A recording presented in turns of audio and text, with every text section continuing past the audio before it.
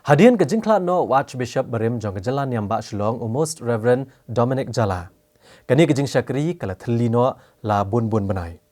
Henry menta ke senam arhajar arpuai la shimti purano ha ke jaka jong da Reverend Victor Lengdo bat hadian bala shimti ke kam ban kli ke jalan yang bak Shillong ha kan ru tarik menta benai rempang arhajar arpuai. Kiling do so oblay jong ke balang Katolik ha ke no bak Shillong kila pedang buram Reverend Victor Lengdo ha ke jingelang ke belengkot.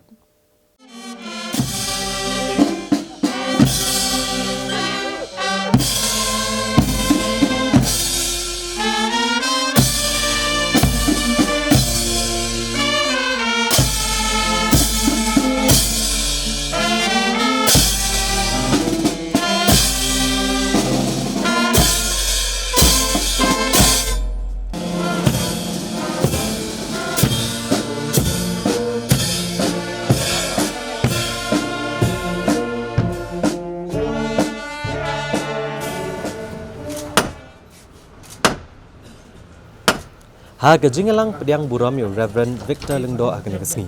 Ha gejingelang kebala penlong ha Cathedral of Mary Help of Christians Shillong. Laidon rengkat ru ki hek sarkar berkentup menteri rang ba akajela Konrad Kongkal Sangma, menteri berkemi ketenat kokot kakya uba AL Hek bat ki wede kinong mi kemat ki yang dorbar tawan gejela bat ki Lengdo so oblay jong balang Katolik.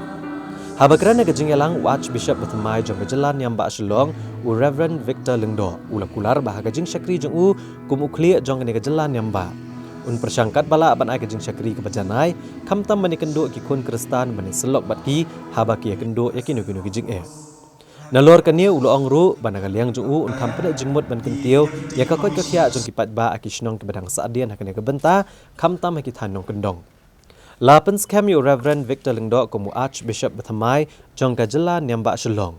Dau Bishop jong kejelan yang bak Guwahati Reverend John Mulachira. You have heard the letter of His Holiness Pope Francis. You are called by the Holy Spirit to serve the Almighty God and the people of the Archdiocese of Shillong in faith and love as their shepherd. Having already accepted the appointment of the Holy Father, are you willing to serve the people of the Archdiocese in the tradition of the apostolic faith of the Church?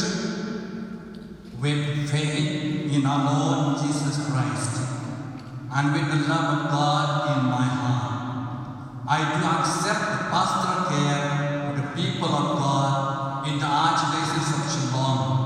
I resolve to serve faithfully the spiritual needs of this local church. And all the